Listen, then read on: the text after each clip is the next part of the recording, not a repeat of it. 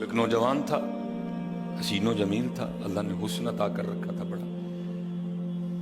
اس نے جب بھی نماز پڑھنے کے لیے آنا نا تو راستے میں ایک عورت تھی، اس کی نظر پڑتی، اور یہ کہا گیا ہے کہ جو نظر ہے یہ شیطان کے تیروں میں سے ایک تیر ہے۔ اسی لیے تو حضرت جی نظریں جھکا کے چلنے کا حکم دیا گیا ہے، کیونکہ جو نظر ہے یہ شیطان کے تیروں میں سے ایک تیر ہے حضرت جی۔ پڑھ تو یہ ایک دفعہ جاتی ہے، لیکن کتنی دنوں تک حضرت اس نظر کا جو اثر ہے وہ دل سے نہیں جاتا۔ اپنی نظریں بڑی سنبھالو، اپنی نظریں بڑی سنبھالو۔ اس کی تو نظریں پاک تھیں، لیکن راستے میں ایک عورت تھی، اس کی پاک نہیں تھی۔ اس نے آتے جاتے جاتے آتے آتے جاتے اس کو دیکھنا، شیطان نے اپنا کام کرنا شروع کر دیا۔ اس نے ایک دن کیا کیا، اس نے اپنی خادمہ سے نا اپنی خواہش کا اظہار کیا، میرا دل کرتا ہے کہ اس نوجوان سے نا تنہائی ملے، لیکن ملے تو ملے کس طرح؟ وہ جو خادمہ تھی ذرا پکی عمر کی تھی، اس نے کہا یہ تو کوئی مشکل کام نہیں ہے، آج ہی رات کو بات بنا دیتی۔ وہ جب عشاء پڑھ کے وہ نوجوان مسجد سے نکلا نا، وہ خادمہ راستے میں کھڑی ہو گئی، اس کو روک لیا، اس کو 2-3 احادیث سنائی، 2-3 آیات مبارکہ سنائی کسی کے کام آنے کے حوالے سے۔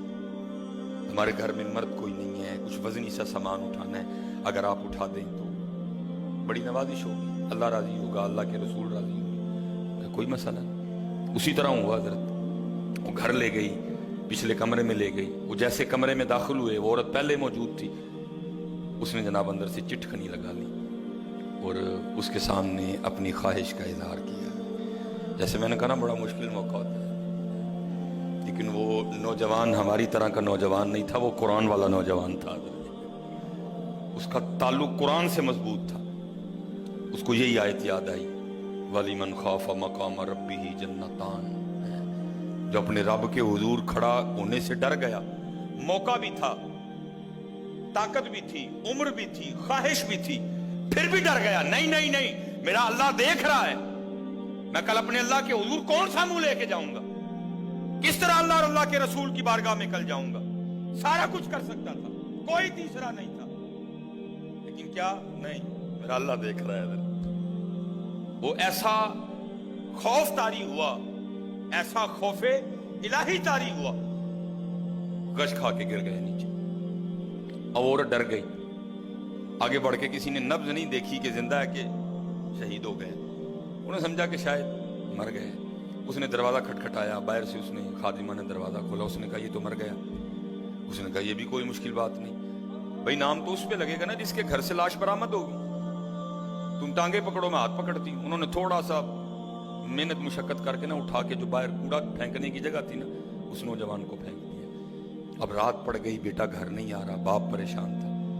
جب کافی وقت گزرا نا تو والد صاحب بیٹے کی تلاش میں نکلے، تو راستے میں کیا دیکھتے ہیں کہ وہ جو کوڑا کرکٹ پھینکنے کی جگہ ہے وہاں بیٹا پڑا ہوا ہے۔ بیٹے کو اٹھایا، گھر لے آئے، منہ پہ پانی کے چھینٹے مارے، بیٹے کو ہوش آئی۔ باپ نے پوچھا پتر کیا ہوا؟ وہ بیٹے نے پھر سنانا شروع کیا۔ جب پھر وہاں پہنچا نا تو اس عورت نے مجھے دعوت زنا دی، تو پہلے تو خوف الہی کی وجہ سے بے ہوش ہوا تھا، اس بار اتنا خوف الہی نے غلبہ کیا کہ واقعی روح پرواز کر گئی ہے۔ والد نے راتوں رات جنازہ کروا دیا۔ صبح والد صاحب فجر کی نماز کی جماعت میں شریک نہیں ہو سکے۔ جب نماز سے فارغ ہوئے نا تو امیر المومنین حضرت سیدنا عمر بن خطاب رضی اللہ تعالیٰ نے پوچھا بھائی وہ آج ہمارا فلاں مقتدی کیوں نہیں آیا؟ لوگوں نے ساری بات سنائی، حضرت جوان بیٹھا تھا، انتقال کر گیا، رات ہی کو جنازہ ہو گیا، شاید اس وجہ سے حضرت نہیں جماعت میں تشریف لا سکے۔ آپ نے فرمایا چلو اپنے بھائی کے غم میں شریک ہوتے ہیں۔ حضرت سیدنا عمر فاروق رضی اللہ تعالیٰ عنہ آئے، باتیں ہوتی رہیں، آپ نے بیٹے کے انتقال کی وجہ پوچھی، بیٹے نے ساری بات سنائی۔ آپ نے فرمایا اچھا تیرے بیٹے کا انتقال خوف الہی کی وجہ سے ہوا ہے؟ تو اللہ تو فرماتے ہیں وَلِمَنْ خَافَ مَقَامَ رَبِّهِ جَنَّتَانِ، اور جو ہمارے رب حضور کھڑا ہونے سے ڈر گیا اس کے لیے 2 جنتیں ہیں۔ تو چل پھر مجھے ذرا اپنے بیٹے کی قبر پہ لے کے چلنا ہے۔ لکھا ہے حضرت عمر فاروق اب اس کے بیٹے کی قبر پہ تشریف لے، اس کی قبر پہ کھڑے ہو کے اس نوجوان کو باہر سے مخاطب کر کے فرماتے ہیں، اللہ فرماتے ہیں وَلِمَنْ خَافَ مَقَامَ رَبِّهِ جَنَّتَانِ، اور جو اپنے رب کے حضور کھڑا ہونے سے ڈر گیا اس کے لیے 2 جنتیں ہیں۔ اے نوجوان اب آگے تو بتا اللہ نے تجھے 2 جنتیں دیں کہ نہیں دیں؟ تو لکھا लिखा है, कब्र से जवाब आता है अमीरुल मोमिनीन, रब सच्चा, रब का रसूल सच्चा।